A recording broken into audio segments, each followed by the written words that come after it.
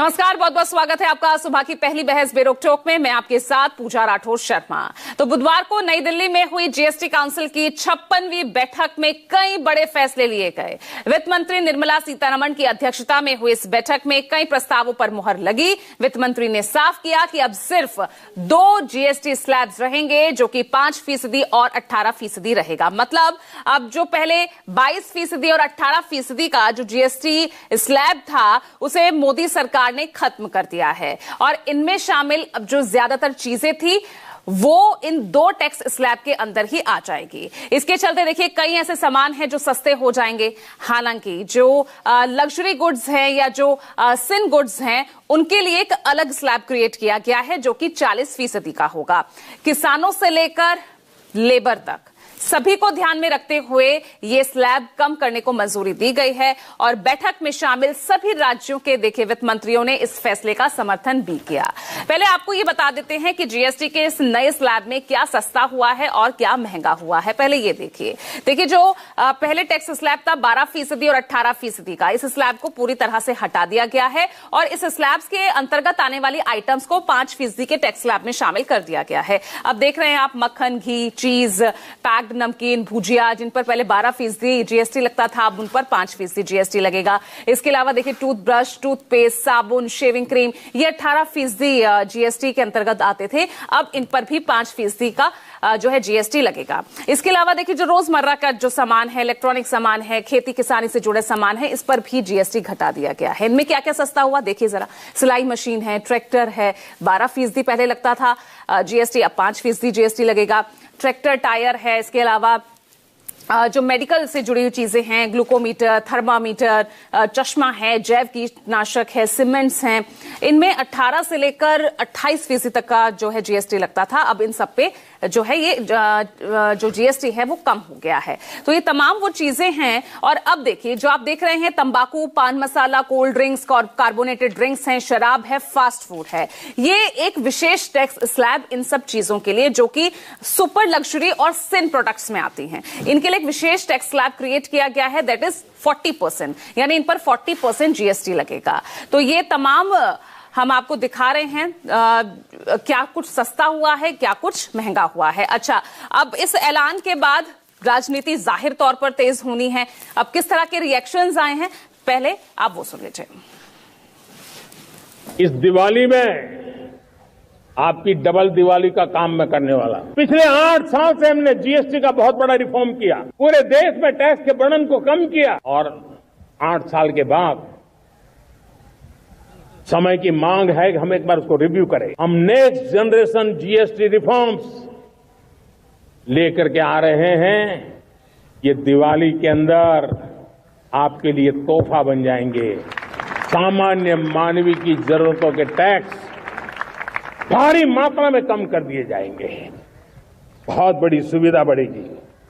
हमारे एमएसएमई, हमारे लघु उद्यमी, इनको बहुत बड़ा लाभ मिलेगा। के बाद गब्बर सिंह टैक्स, मनमोहन सिंह जी ने कहा इसको आप बिना पायलट प्रोजेक्ट मत लागू कीजिए, देश का नुकसान हो जाएगा। जो हमने बनाया है, पूरे देश ने प्यार से खून पसीने से अर्थव्यवस्था खड़ी की है, नष्ट हो जाएगी। नरेंद्र मोदी कहते नहीं, मैं तो 12 बजे रात को गब्बर सिंह टैक्स लागू करके ही दिखाऊंगा। कर दिया। और हुआ क्या? 45 साल से सबसे ज्यादा बेरोजगारी हिंदुस्तान में। आज हिंदुस्तान के सब दुश्मन चाहते हैं और चाहते थे कि हिंदुस्तान की शक्ति, हिंदुस्तान की अर्थव्यवस्था नष्ट की जाए, और वो काम दुश्मनों ने नहीं किया, वो काम हमारे प्रधानमंत्री ने किया। कांग्रेस पार्टी उनके समय पर जीएसटी लागू करना असंभव माने, हम मोदी जी के नेतृत्व में लागू भी किया और सेकेंड जनरेशन रिफॉर्म्स भी कर रहे हैं, जिससे जनता को राहत मिले उनका डे टू डे आइटम्स के ऊपर, और एमएसएमई और लेबर इंटेंसिव यूनिट्स को भी राहत मिले, जिससे वो ईसी कंप्लायंस भी होगा, रेट भी कम होगा। कांग्रेस पार्टी को माइंड तैयार करें, अपोज करना है कि समर्थन देना है। अच्छे विषय जो जनता के लिए हित में है, आपको एक्सपोज करेंगे जनता।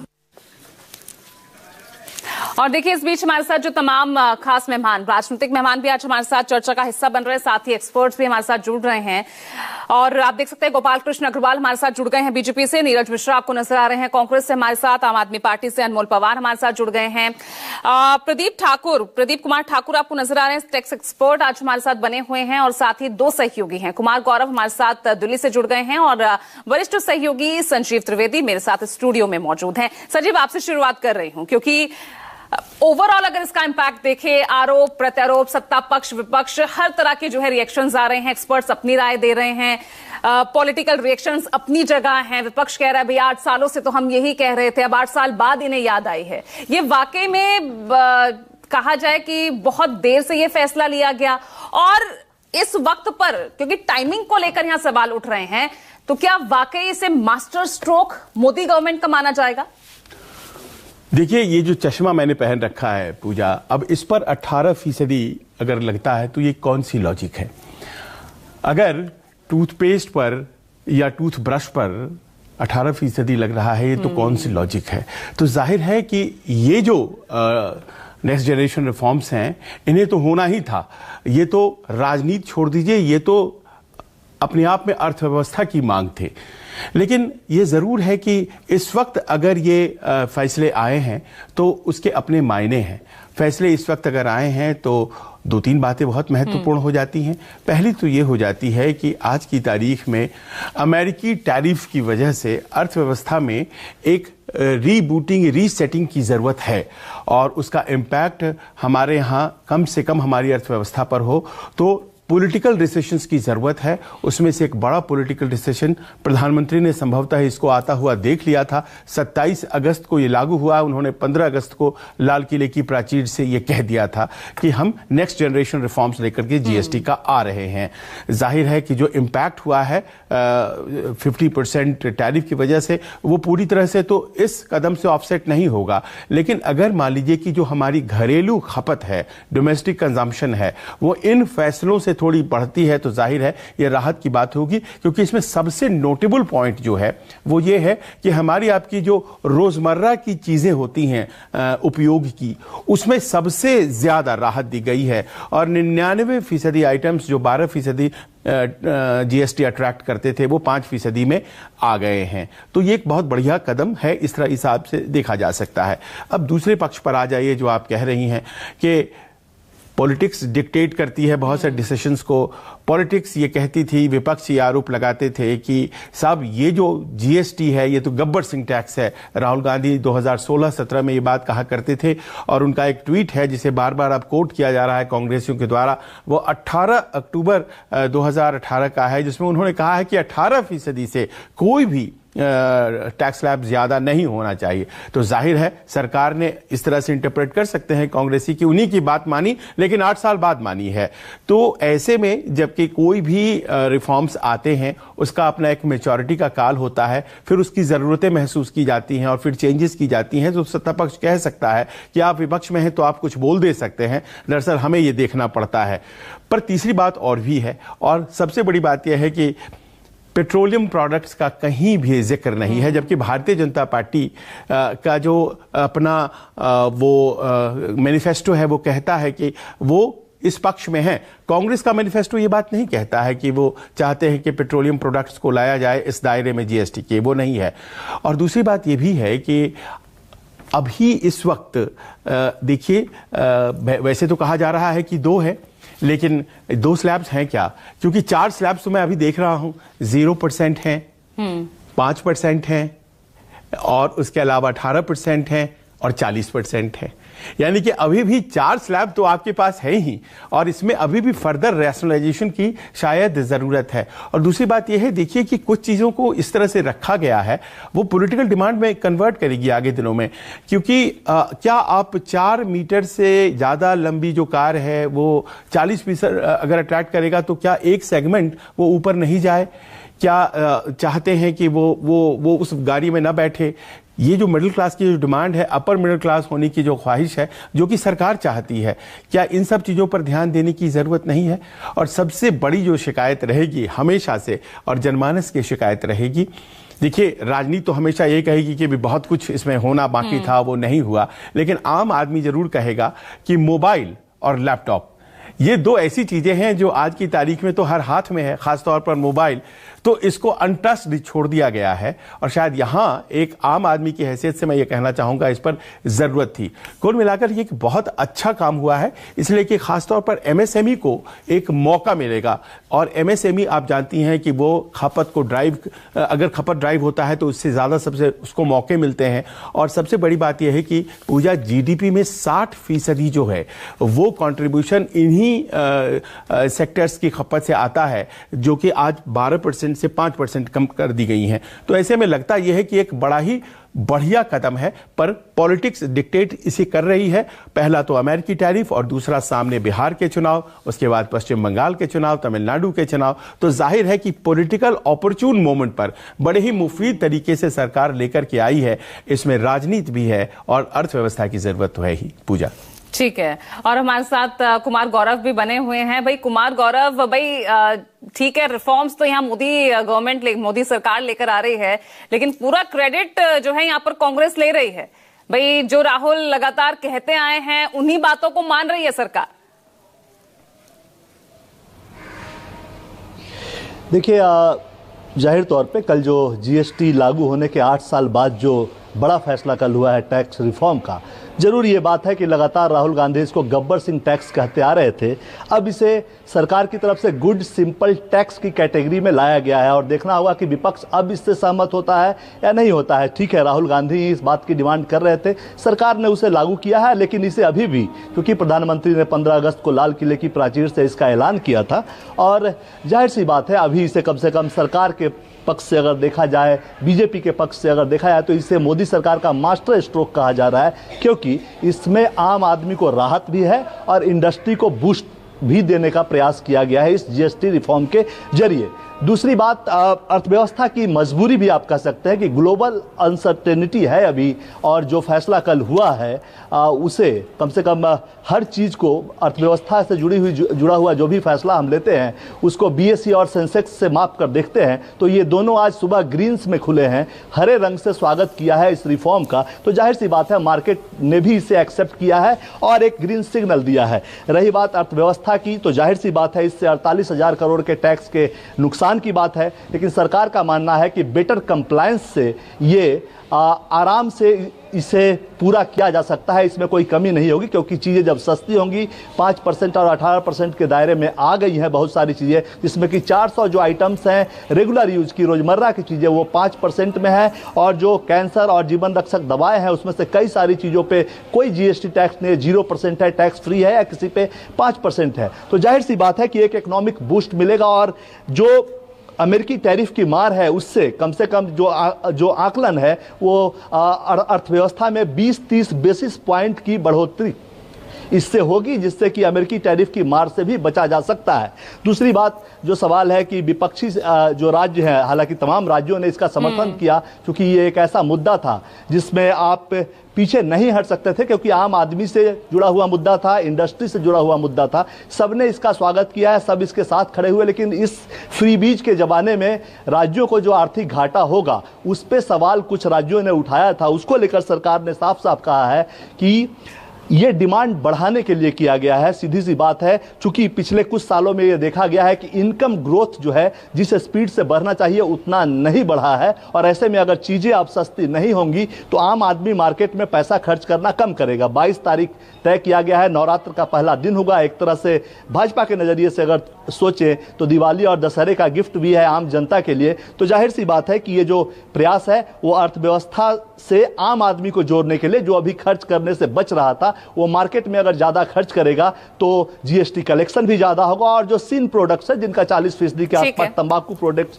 जिनका 40% के आसपास टैक्स अभी भी रखा गया है, और जो पुराने टैक्स नए ऑर्डर जारी होने तक लागू नहीं होंगे, ऐसे में उससे राज्यों को आमदनी होती रहेगी। तो मार्केट में आम आदमी पैसा लगाएगा, उससे जीएसटी कलेक्शन होगा, उससे केंद्र और राज्य स्तर की जो भी कमियां, जो भी नुकसान इस रेशनलाइजेशन की वजह से होगा उसकी भरपाई होगी। लेकिन सबसे बड़ा आखिर में यही सवाल है कि गब्बर सिंह टैक्स को क्या आप विपक्ष गुड सिंपल टैक्स मानता है, क्योंकि सरकार ने यही सोचकर ये तमाम फैसले लिए हैं। चलिए ठीक है, जाते जाते आपने कांग्रेस के लिए क्वेश्चन यहाँ पर छोड़ दिया है। हालांकि लगातार धड़ाधड़ ट्वीट्स जो है कांग्रेस नेताओं के सामने आ रहे हैं। इस बीच मल्लिकार्जुन खड़गे का ट्वीट भी हम आपको दिखा रहे हैं, किस तरह से उन्होंने गब्बर सिंह टैक्स, भाई अब इसको गुड एंड सिंपल टैक्स मान रहे हैं नीरज मिश्रा। चलिए आप ही की लाइन पर अगर सरकार काम कर रही है तो राजी तो हैं, 8 साल लेट ही सही, आ तो गए वापस लाइन पर। पूजा जी, आप मुझे ये बताइए कि मैं पहले राहुल गांधी जी का धन्यवाद करूं या देश की सरकार का धन्यवाद करूं?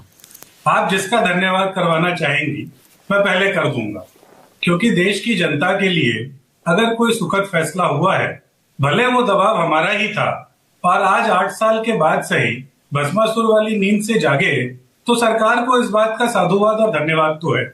लेकिन देखिए ना, कांग्रेस का प्रवक्ता होते हुए बड़ी दिक्कत वाली बात हो जाती है, क्योंकि संजीव जी जैसे और गौरव जी जैसे लोग जो हमारी सारी डिमांड्स हैं और जो सारी बातें हैं वो जब पहले पैनल पर रख देते हैं तो सोचना पड़ता है कि क्या कहा जाए। सच्चाई यही है पूजा जी।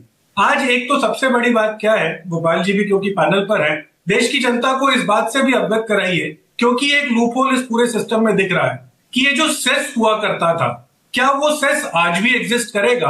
अगर वो सेस जो आप सिंह गुड्स, लग्जरी गुड्स पर पहले लगाते थे, अगर वो आज भी है, तो फिर तो वो 62% का जो सिंह गुड के ऊपर जो टैक्स निकल कर आता था इफेक्टिव, वो तो बढ़कर 80-90% हो जाएगा। तो इसके ऊपर एक क्लैरिटी तो भाजपा प्रवक्ता से लीजिएगा। लेकिन सच्चाई ये है पूजा जी, हम लोगों ने 2017 से लगातार ये कहा कि देश की जनता को आर्थिक समृद्धि की ओर ले जाने के लिए आपको इस गब्बर सिंह टैक्स के अंदर एकदम बड़े परिवर्तन करने होंगे, और वो बड़े परिवर्तन यही थे कि आप इसको 2 टैक्स ब्रैकेट में लेकर आइए। और ये बहुत अच्छी बात है कि सरकार ने देर से इसको सुना है, और आने वाले समय में हम तो कहेंगे, आज ये जीएसटी 1.5 है, जीएसटी 2.0 सही मायने में उस दिन होगा जब देश की जनता के ऊपर आज जो यूएस का डबल टैरिफ हमारे ऊपर लगा है, जो डबल सैंक्शन है, वो इसलिए है कि हम रूसी तेल सस्ता खरीदते हैं। तो वो जो सस्ता तेल आना चाहिए था, जो आम आदमी को मिलता, वो अब जब जीएसटी 2.0, पता नहीं आगे 5 साल 10 साल शायद तो ये तब तक नहीं रहेंगे, लेकिन आने वाले समय में अगर जीएसटी 2.0 तो सरकार की तरफ से कोशिश तो वही है ना, सरकार की कोशिश यही मान लीजिए। हाँ पूजा, प्लीज, चूंकि हम लोगों का नाम लिया, हाँ। और आजकल एक फैशन बन गया है, मैं देख रहा हूं खासतौर पर विपक्ष के प्रवक्ताओं में, कि वो सीधे एंकर हो या कोई पत्रकार हो, उसको एक मिनट बोलने लेने दीजिए। देखिए, मैं आपके साथ डिबेट नहीं कर रहा हूं, क्योंकि मैं किसी पार्टी को रिप्रेजेंट नहीं कर रहा हूं, मुझे बोल लेने दीजिए। आप लोगों की आदत हो गई है कि सीधे आप किसी पत्रकार को, एंकर को अटैक करते हैं और उससे पॉपुलैरिटी जो कि बहुत ही सस्ती होती है वो प्राप्त करने की कोशिश करते हैं।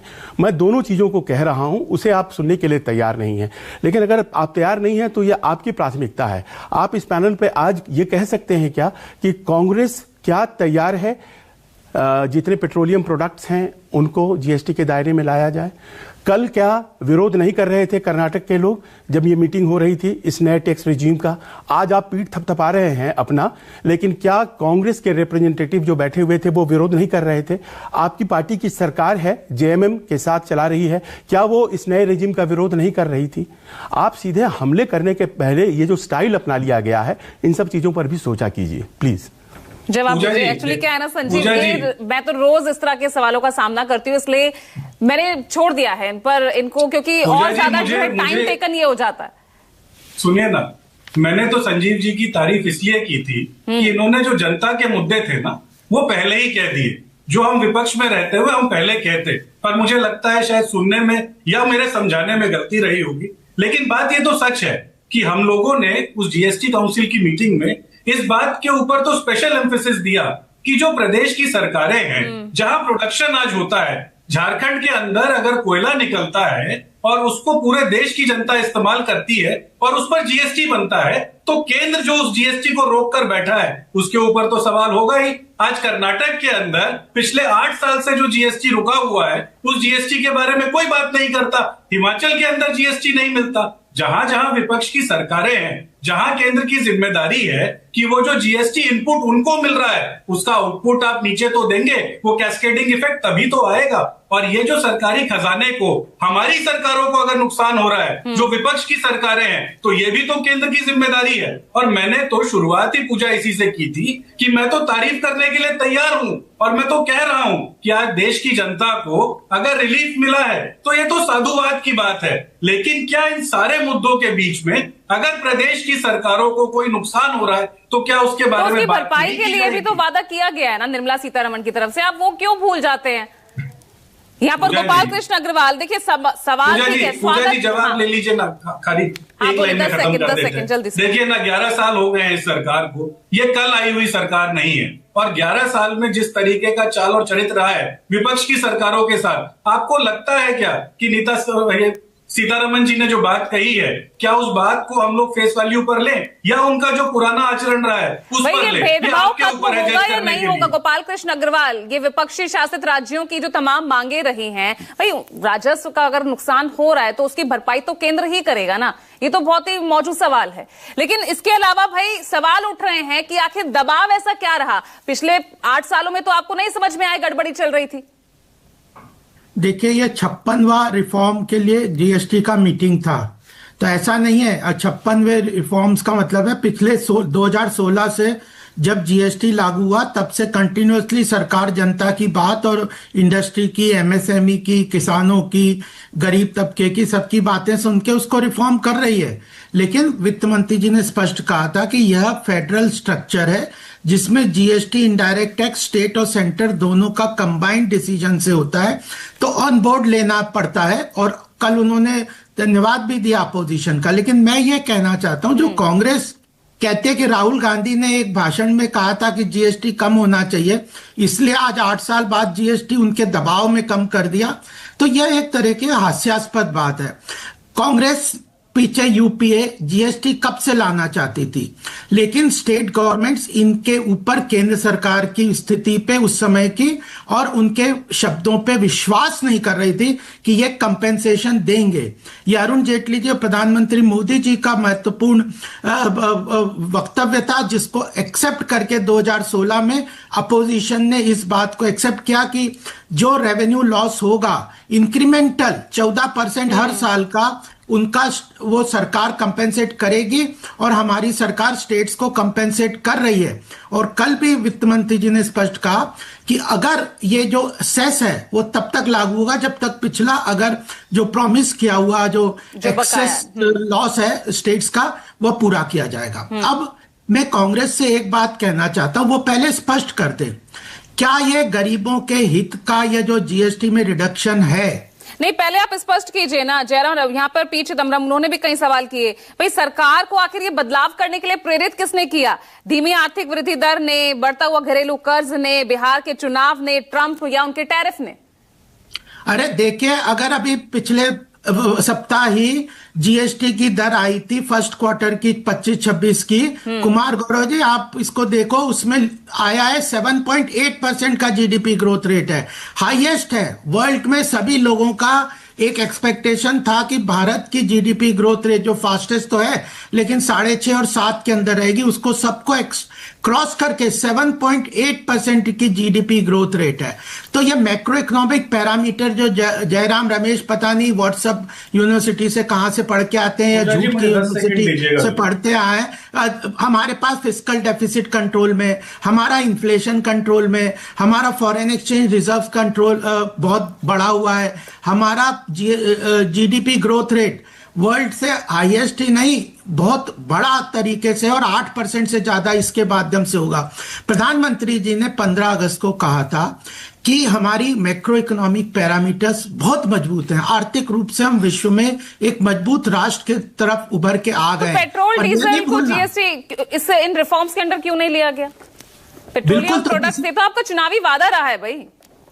तो जीएसटी रिफॉर्म्स केवल रेट कम नहीं है, बड़े रिफॉर्म्स हैं, प्रोसेस रिफॉर्म्स हैं, जो इन्वर्टेड ड्यूटी स्ट्रक्चर का रिफॉर्म्स है, एमएसएमई को सपोर्ट देने का रिफॉर्म्स है, गरीबों के हित के लिए जो बेनिफिट देने का रिफॉर्म है कि कम टैक्स करना। तो यह केवल इसको यह देख लो कि केवल रेट कम कर दी, हाँ उसका बहुत महत्वपूर्ण योगदान है, उसके माध्यम से सरकार गरीबों का कल्याण कर रही है, लेकिन एमएसएमई को भी बढ़ावा दे रही है। सीमेंट जैसे इंडस्ट्रीज है, ऑटोमोबाइल है, एमएसएमई के लिए, मैन्युफैक्चरिंग के लिए कितने चीजों को सपोर्ट किया है, रजिस्ट्रेशन को सपोर्ट किया, सिंप्लीफाई किया है। पेट्रोल डीजल पर भी बोल दीजिए सर, हाँ, दर्शक भी वेट कर रहे होंगे। हाँ, तो बिल्कुल, वो तो जिस तरह से एमएसएमई में को सपोर्ट करने के लिए, इकोनॉमी को ग्रो करने के लिए, गरीबों के कल्याण के लिए, सिंप्लीफिकेशन के लिए, और मिडिल क्लास को तो ये जो जितने आपने रेट्स दिए हैं, इन सब का यूटिलिटी या कंज्यूमर कौन है? ज्यादातर चीजों का मिडिल क्लास है। इंश्योरेंस सेक्टर जिसमें 0% जीएसटी किया है, और असेंशियल आइटम्स में तो 5 या 0 इन 2 स्लैब्स में ही डाला है। तो और सिन गुड्स जैसे पेट्रोलियम प्रोडक्ट्स को आप भूल गए, ऐसे एक सजीव ने बहुत ही जो है अच्छा यहाँ पर मुद्दा उठाया था भाई, मोबाइल लैपटॉप। आज तो हर किसी के हाथ, हर किसी के हाथ में लैपटॉप है भाई, भूल गए आप उसको भी? नहीं पूजा जी, भूले कुछ नहीं है। एक ऐसा तो है नहीं कि आज खत्म, सारी चीजें खत्म हो गई। अच्छा। जीएसटी में अभी 56 बार उसको अमेंड करके स्ट्रीमलाइन किया है। तो अगर जीएसटी के अंदर पेट्रोल प्रोडक्ट वगैरह को लाना है, हाँ, तो हमने ग्लोबल लेवल की जो इश्यूज हैं उनको भी देखना है, स्टेट्स को भी देखना है, सरकार के रेवेन्यू को भी देखना है। और आज के समय में पेट्रोल डीजल को हम 90% इंपोर्ट करते हैं, और उसकी इकोनॉमी बिल्कुल अलग है, डोमेस्टिक प्रोडक्शन नहीं है उसका। हाँ। हम लोगों ने फोकस किया जहां पे मैं एक बार हमारे साथ क्योंकि प्रदीप जी हैं, प्रदीप जी थोड़ा समझाइए, ये पेट्रोलियम प्रोडक्ट्स को जीएसटी के दायरे में लाना इतना मुश्किल क्यों हो रहा है? मैम, अभी और कितना इंतजार करना पड़ेगा सर? हाँ। अगर जीएसटी के दायरे में लाना है तो संविधान में चेंज करना होगा। तो आप उसको एक क्लोज उसमें डला हुआ है, अगर पेट्रोलियम को जीएसटी के दायरे में लाना है, संविधान को चेंज करना होगा। उसको चेंज करना इतना आसान नहीं है। गवर्नमेंट का मेन मोटिव जीएसटी के रेट चेंज करना था, तो संविधान को चेंज करना मोटिव नहीं था। तो पेट्रोलियम तो मेरे हिसाब से नहीं आएगा। आप देखोगे आने वाले टाइम में भी पेट्रोलियम नहीं आएगा जीएसटी के दायरे में, वो पुराने वाले रेट पे ही चलता रहेगा, पुराने। वैसे जो अभी जो चेंजेस हुए हैं, वो परचेजिंग पावर मिडिल क्लास की कम हो गई थी। आप देखो इनकम बढ़ नहीं रही है, और एक्सपेंसेस मिडिल क्लास के बढ़ते जा रहे हैं ड्यू टू टैक्सेस। तो गवर्नमेंट ने उसको कंट्रोल करने के लिए टैक्स रेट कम किया है। और बाकी आपको पता ही है, इलेक्शन आ रहे हैं कुछ स्टेट में। तो मान रहे हैं आप उसी का नतीजा, उसी का असर है कि भैया दिवाली और दशहरा से पहले। अगर आपको मिडिल क्लास की इतना ध्यान था, तो आज से 5 साल पहले क्यों नहीं रेट कम हुए? अब गवर्नमेंट, पब्लिक थोड़ा चाह रही है कि महंगाई की वजह से ना गवर्नमेंट ना चेंज हो जाए, इस वजह से कुछ स्टेट में इलेक्शन है। कह रहे हैं महंगाई तो कंट्रोल में है, क्या परेशानी है? नहीं, महंगाई कोई कंट्रोल में नहीं है सर। अगर ऐसा कह रहे हैं, मिडिल क्लास के लिए बहुत सी चीजें, टैक्स इतना हैवी हो गया है, बहुत सी चीजें महंगी हो गई है, वो खरीद नहीं सकते। ओवरऑल प्रदीप जी, आप कैसे देख रहे हैं? अगर मैं समझूं, देश को कितना फायदा होगा इन रिफॉर्म से? देखिए, आम जनता के लिए तो ये बहुत फायदेमंद है। ठीक, आप परचेजिंग पावर बढ़ेगी, लोग बाग ज्यादा सामान खरीद पाएंगे, बहुत अच्छा होगा आम जनता के लिए। तो आप कैसे देख रहे हैं अनमोल पवार? एक्सपर्ट्स भी वही स्वागत कर रहे हैं इस कदम का सरकार के। पूजा जी, किसी भी तरह का टैक्स रिफॉर्म जिससे आम आदमी की जिंदगी बेहतर होती है, जिससे लोगों का लाभ होता है, उसका हम भी स्वागत करते हैं। लेकिन हम सब ने देखा पिछले 8 साल में कितनी बार इसमें जीएसटी में संशोधन किए गए, उसे सही तरीके से लागू नहीं किया गया। यहां तक कि अभी भाजपा प्रवक्ता कह रहे थे 56वां जैसे रिफॉर्म है, तो सही से लागू नहीं कर पाई सरकार, जिसका खामियाजा राज्य सरकारों को भुगतना पड़ा, लाखों करोड़ों का नुकसान हुआ। आज हम देख रहे हैं कि केंद्र सरकार इस जीएसटी का एक बड़ा हिस्सा अपने पास रखती है। राज्य सरकार, पंजाब की अगर आप बात की जाए, तो पंजाब में आज सबसे बड़ी त्रासदी जो है वो आई हुई है पिछले 5 दशक की। लेकिन उसके बावजूद 60,000 करोड़ का जो बकाया है केंद्र सरकार की तरफ, जो नुकसान हमें उठाना पड़ा जीएसटी की वजह से, वो आज तक केंद्र सरकार ने नहीं दिया। केंद्र सरकार के पास तालिबान को देने के लिए पैसा है, अफगानिस्तान को देने के लिए पैसा है, लेकिन वो पंजाब जो पूरे देश के साथ कंधे से कंधा मिला के खड़ा रहा, जो हर आपदा के समय हमारे देश के लिए मजबूती से खड़ा रहा, जहां हमारे जवान, हमारे किसान जो हैं, वो देश के लिए अपनी जान न्यौछावर करने से पहले सोचते भी नहीं है, उसके लिए हमारे देश के प्रधानमंत्री ने एक शब्द नहीं बोला, एक आश्वासन नहीं दिया कि वो पंजाब की सहायता करेंगे। लेकिन अफगानिस्तान के लिए जो है उन्होंने ऐलान कर दिया कि जी हम आपको जो है तालिबान को पैसा देंगे। तो ये तो बिल्कुल ठीक बात नहीं है। दूसरी चीज देखिए, आज 1400 गांव प्रभावित हैं, 25 लाख लोग प्रभावित हैं पंजाब में। केंद्र सरकार को यह सोचने की जरूरत है कि इस समय राजनीति से ऊपर उठ के वो इंसानियत के बारे में सोचे, और मोदी जी जो है पंजाब सरकार का 60,000 करोड़ बकाया जो है वो वापस करें। साथ ही साथ हमें यह भी देखने की जरूरत है कि जो जीएसटी में जो रिफॉर्म किया गया है, इस रिफॉर्म में कंपेंसेशन सेस जो है 2022 से आज तक पंजाब सरकार को नहीं दिया गया। 5,000 करोड़ प्रति साल का जो है नुकसान इस वजह से सरकार को उठाना पड़ रहा है। जो सिन गुड्स थे जिन पे पहले कंपेंसेशन सेस लगाया जाता था, वो कंपेंसेशन सेस हटा दिया गया, तो उसे लागू करना चाहिए। कम से कम कोई जो रिफॉर्म कर रहे हैं उसमें पहले भी तो कहा था ना 8 साल पहले सरकार ने कि जब हम जीएसटी लागू करेंगे तो रेवेन्यू बढ़ेगा और हमें जो है किसी भी तरह का राज्य सरकारों को कंपेंसेशन देने की जरूरत नहीं पड़ेगी। और यही भाजपा के प्रवक्ता कह रहे हैं जी 9 लाख करोड़ से ज्यादा का जो है वो कंपेंसेशन दिया गया है। तो अगर यही स्थिति जस की तस रही तो लगातार इसमें संशोधन ही जारी रहेंगे। इससे सरकारों को, राज्य सरकारों को नुकसान उठाना पड़ेगा, जिसका खामियाजा जो है लोगों को भुगतना पड़ेगा। ठीक है, आप बने रहेगा हमारे साथ। इस वक्त स्पेशल गेस्ट हमारे साथ जुड़ रहे हैं, चीफ कमिश्नर सीजीएसटी संजय मंगल साहब। सर, बहुत बहुत स्वागत है आपका न्यूज 24 पर। सर, आप कैसे देख रहे हैं जो ये कल रिफॉर्म्स जो ये जीएसटी 2.0 लाया गया है, किस तरह से देख रहे हैं आप इसे? देखिए पूजा जी, ये जो रिफॉर्म आया है ये 2017 के बाद में सबसे बड़ा रिफॉर्म जीएसटी में आया है। और माननीय प्रधानमंत्री जी ने जैसे अपने अभिभाषण में 15 अगस्त को ये घोषणा की थी कि ये एक ऐसा चेंज होगा जीएसटी में, ऐसा सुधार होगा जीएसटी में जो हर तरह के पॉपुलेशन को ये अफेक्ट करेगा और उनको कोई ना कोई रिलीफ देगा, चाहे तो वो आम जनता हो, चाहे वो किसान हो, चाहे वो गरीब आदमी हो, चाहे वो छोटा बिजनेसमैन हो और चाहे वो बड़ी इंडस्ट्री भी।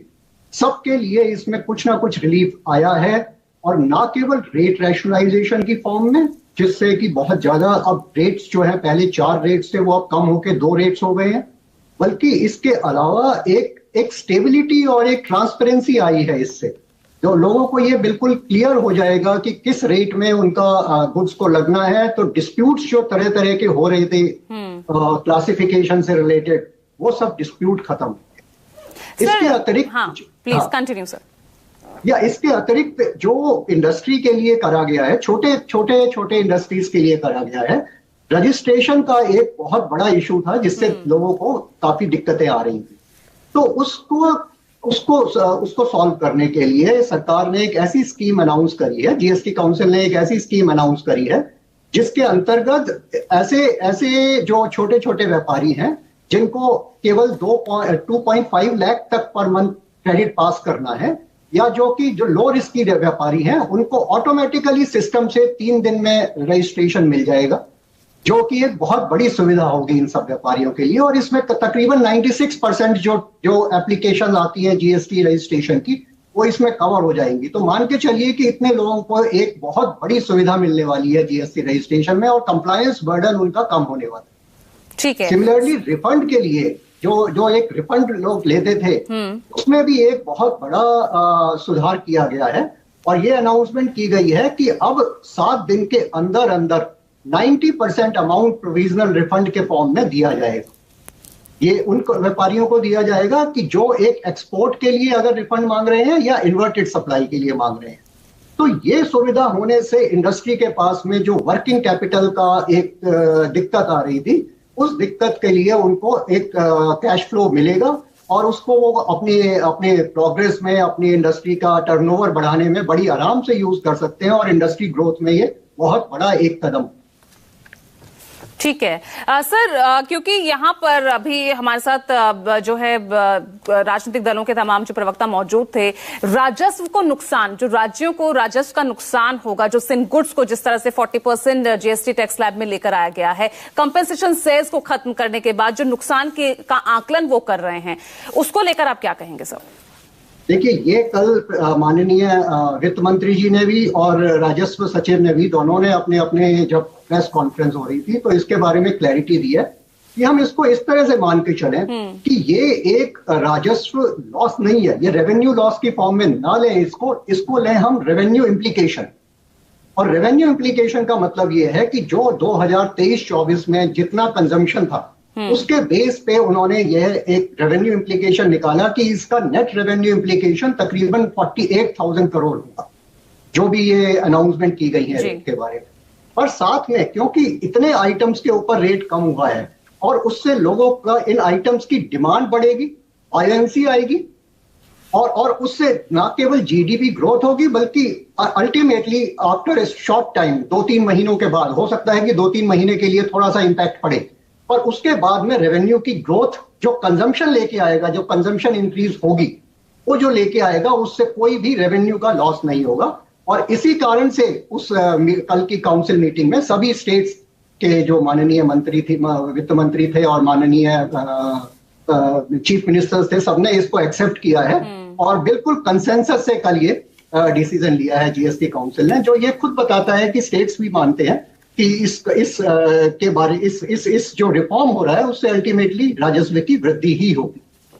तो यानी इसी बढ़ते कंजम्पशन के जरिए जो अमेरिकी टैरिफ से जो नुकसान का आकलन किया जा रहा था उसकी भी भरपाई की सर कोशिश की जाएगी? वैसे माननीय वित्त मंत्री ने कहा था कि इसका अमेरिकन टैरिफ से कोई भी कंसर्न नहीं है, कोई भी लेना देना नहीं है।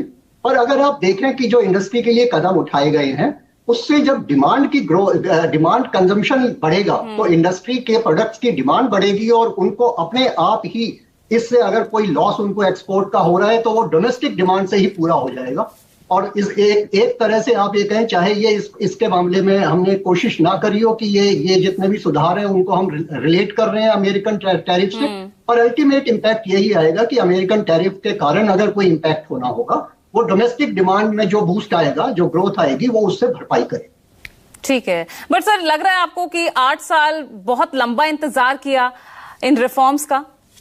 अगर ये पहले किया होता तो पहले एक रिलैक्सेशन जो है वो जनता को, आम जनता जो जूझ रही है, विवादों में इतना जीएसटी रहा, वो सब नहीं होता। पूजा जी, ये एक जीएसटी एक ट्रांसफॉर्मेशनल टैक्स था, जब आया तब ही एक बहुत बड़ा चेंज था और इंडस्ट्री को उस चेंज को समझने में और उससे एडजस्ट होने में ही इतना समय लगा। और सरकार ने और काउंसिल ने समय समय पर जो भी दिक्कतें आई उसको सॉल्व करने के लिए तरह तरह के कदम लिए। पर इस तरह का एक चेंज जो कि एक बहुत बड़ा चेंज है, ट्रांसफॉर्मेशनल चेंज है, ये रोज रोज नहीं हो सकता, ये कभी कभी होता है। तो ये अब जाके हो पाया जहां पे सहमति बन पाई, क्योंकि जीएसटी में आपको ये पता है कि जीएसटी में केंद्र सरकार अपनी तरफ से कोई भी फैसला नहीं ले सकता। सभी सरकारों का, राज्य सरकारों का और केंद्र सरकारों का कंसेंसस आना चाहिए, तभी फैसला हो सकता है। और ये कंसेंसस अब आपको पता है कि एक ग्रुप ऑफ मिनिस्टर जो रेट रैशनलाइजेशन पे बहुत पहले बनाया गया था, परंतु क्योंकि कंसेंसस नहीं हो रहा था तो इसलिए ये चेंज नहीं आ पाया पहले। अब ये कंसेंसस हो गया, चेंज आया और इससे सभी को बहुत रिलीफ मिली। सर अभी आगे और भी सुधार की आप जो है यहाँ पर जरूरत आप देख रहे हैं? आगे ये रैशनलाइजेशन आगे एक और स्टेप आगे बढ़ता हुआ नजर आएगा आने वाले वक्त में? देखिए, ये पॉसिबिलिटी है कि कभी आगे, अब ये नहीं कह सकते कि इमीडिएटली तो कोई और रेट रैशनलाइजेशन की बात नहीं है, पर हो सकता है कि आगे एम तो हमेशा यही होगा कि एक रेट रहे, सिंगल रेट रहे, और जिससे कि वन नेशन वन टैक्स। हाँ, वन नेशन वन टैक्स। पर उसमें अभी समय है, क्योंकि हमारे देश की स्थिति देखते हुए हम ये नहीं कह सकते कि जो प्रोडक्ट लग्जरी वाले हैं और जो प्रोडक्ट आम जनता वाले हैं उन सबका रेट ऑफ टैक्स एक होना चाहिए। तो उसको समझते हुए ये अभी जो सरकार ने फैसला लिया या जीएसटी काउंसिल ने फैसला लिया, ये आज की स्थिति में सबसे बढ़िया फैसला है। और मुझे नहीं लगता कि इसके बाद इमीडिएटली आप कोई रेट रैशनलाइजेशन की बात और करेंगे। सर अभी भी फोर स्लैब्स तो हम देख ही रहे हैं ना, 0%, 5%, 18% 0% को आप टैक्स ना मानिए, 0% एक एग्जेम्पशन है, पर दो ही रेट है। 5% इज द मेरिट रेट और 18% स्टैंडर्ड रेट है। जो 40% का रेट है वो केवल 5-6 आइटम्स के ऊपर है, जिनको हम सिम गुड्स या इनको अल्ट्रा लग्जरी गुड्स कहते हैं। तो उस रेट को आप मान के ना चलिए, वो एक स्पेशल रेट है केवल उन आइटम्स के लिए जो कि सिम गुड्स या अल्ट्रा लग्जरी हैं। बाकी दो मेन रेट जो जिसमें सारे के सारे आइटम्स आ रहे हैं वो सारे 5% और 18% के ही। एक आम आदमी की जेब पर सर इसका इम्पैक्ट हमें कब दिखने लगेगा? आम आदमी का इम्पैक्ट एकदम जैसे ही 22 सितंबर को जैसे अनाउंस किया है माननीय वित्त मंत्री ने कि ये सारे रेट चेंजेस हैं, ये 22 सितंबर से नवरात्रों का जो पहला दिन है उस दिन से लागू हो जाएंगे। तो जैसे ही वो लागू होंगे आम आदमी को उसका फर्क एकदम देखने को मिलेगा। और ये जैसे प्रधानमंत्री जी ने अनाउंस किया था कि दिवाली का बोनांजा होगा, दिवाली की गिफ्ट होगी, आम आदमी के लिए वो दिवाली की एक बहुत बड़ी गिफ्ट। तो आप मान रहे हैं कि अब वो गब्बर सिंह टैक्स जो है वो गुड एंड सिंपल टैक्स में कन्वर्ट हो गया है? मास्टर स्ट्रोक मान रहे हैं इसे मोदी गवर्नमेंट का? गब्बर सिंह टैक्स तो ये कभी भी नहीं था, पर हाँ ये टैक्स और ज्यादा सिंपल हो गया। पहले भी ये आम जनता के लिए ही था और अब उसको बनाने के लिए और ज्यादा सिंपल। सर अगर आम जनता रोटी पर, पेंसिल पर, शार्पनर पर, जो हमारी एक बुनियादी जो जरूरत है, अगर उस पर भी टैक्स दे रही थी तो कहीं ना कहीं मुश्किलें तो जनता के लिए थी ही। तो वो पर पैसा जो भी आ रहा था वो भी जनता को ही जा रहा था, वो जनता के लिए ही डेवलपमेंटल और सोशल एक्टिविटीज के लिए हो रहा था। अब सरकार ने एक और फैसला लिया कि भाई हम इन आइटम्स के ऊपर जो आम जनता के लिए है बिल्कुल ही टैक्स खत्म कर दिया या बहुत कम कर दिया, जिससे सभी को फायदा हो। चले जिससे सभी को फायदा हो। फाइनली जो मेन एम है हर पॉलिटिकल पार्टी का और हर गवर्नमेंट का ये है कि आम जनता को इससे फायदा पहुंचना चाहिए और उसी को ध्यान में रखते हुए ये कदम उठाया गया है। सर बहुत बहुत शुक्रिया हमारे साथ बातचीत के लिए जुड़ने के लिए। हमारे साथ यहाँ प्रदीप कुमार ठाकुर भी बने हुए हैं। प्रदीप जी, अभी और कुछ आपको लग रहा है कि और सुधार की जरूरत है? अनम्यूट कीजिए प्रदीप जी। मैम कह रहा हूं मैं, अभी तो आज कल तो पहला दिन था, आज सेकंड है, अभी और सुधार होंगे। अभी आज शाम तक रिपोर्ट आ जाएगी, बहुत सी चीजों के रेट और कम होंगे अभी। अच्छा, जैसे आपको कहाँ आपको आशंका लग रही है कि इनको भी जो है कम टैक्स स्लैब में लाना चाहिए? तो कुछ ही चीजें जो है छूट गई होंगी शायद। देखिए अभी जो 12% वाला आइटम था उसमें 99% छूट गई है। कुछ 18% की अगर कुछ आइटम है तो वो भी शायद 5% में आज हो सकती है। बाकी देखिए डे एंड पे इंतजार करते हैं, फिर पता चलेगा। चलिए बहुत बहुत शुक्रिया आप सभी का हमारे साथ इस चर्चा में जुड़ने के लिए। तो जीएसटी 2.0 जो ये रिफॉर्म्स किए गए हैं अब आम जनता के लिए ये वाकई में कितना वरदान साबित होंगे। 22 तारीख से नवरात्र के दिन, दशहरे के टाइम पर, त्योहारों का सीजन है, एक बड़ा धमाका, एक बड़ा तोहफे के तौर पर सरकार की तरफ से दिया गया है। अब उनके लिए कितना ये वरदान साबित होगा ये देखना होगा। आज ब्यूरो टॉक में इतना ही। नमस्कार।